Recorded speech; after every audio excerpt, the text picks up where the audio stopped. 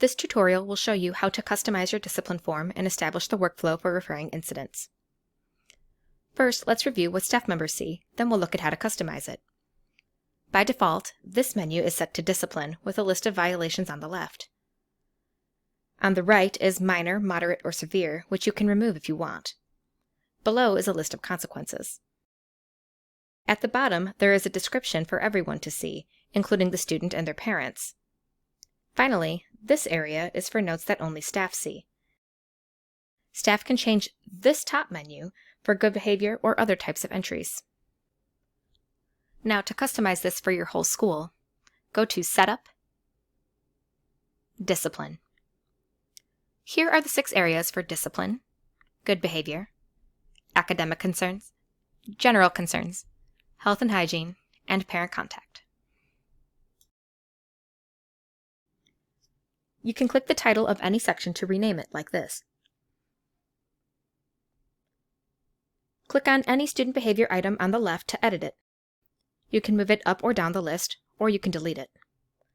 Let's add a new item now. Checkbox will add a new incident type. We'll talk about these other options in just a moment. The label is the checkbox itself. The definition will appear when staff checks the checkbox, but that's optional. Here you can set the default to Minor, Moderate, or Severe.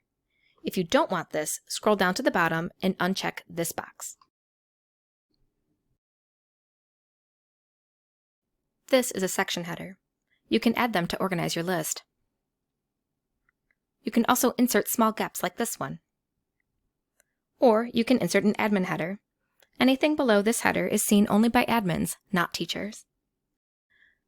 Notice there is always a checkbox at the end for Other, so your list only needs to include common incidents, and staff can select Other to record anything else. Over in the right column, you can click a response to edit it. Let's add a new staff response. In the label, you can type 2 underscores if you want staff to enter a quantity, like the number of minutes of detention or the number of demerit points. Now, if you really want to get fancy, you can preset certain responses for a particular incident type. First, click the incident type on the left. Then, over on the right, click Set Defaults.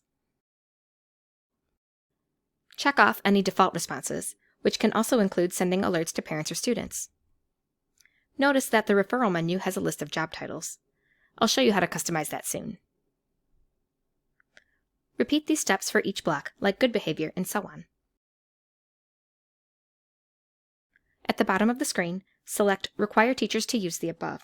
This is typical for most school accounts. However, if you want teachers to be able to create and edit their own checkboxes, you can select Let Teachers Customize Their Own. Now let's customize the job titles. Go to Setup, Custom Fields. Scroll to the bottom to the Terminology area. Here you'll see each student has one teacher called A, where you can choose Homeroom, Advisory, or other custom title. Below that, we have admins who have a caseload of students. These are administrators that divvy up the student body. For example, you might have 4 counselors, one each for 9th grade, 10th grade, 11th grade, or 12th.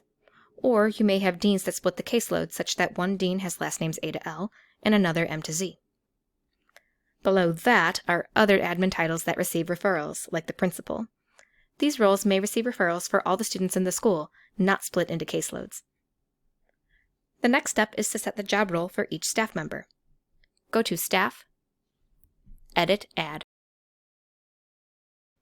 Click on any administrative staff member who should receive referrals. Check the D checkbox. Then choose their role in the menu. Any teacher can be a homeroom or advisory teacher, so no need to check the D permission for your regular teaching staff. The final step is to assign students to their corresponding staff. To set homeroom or advisory teachers, go to Schedule, Sections. Click on a class that represents a homeroom. Then check the box, Set this teacher as homeroom or advisor for all students in this class. Or you can go to Students, Edit Add, and search for any student. Then you can set their homeroom or advisory teacher individually. Here is also where you set the counselor and assistant principal, or whatever your custom titles are for staff with caseloads of students. Clicking Bulk Edit gives you shortcuts to assign students by grade level, last name, or other attributes.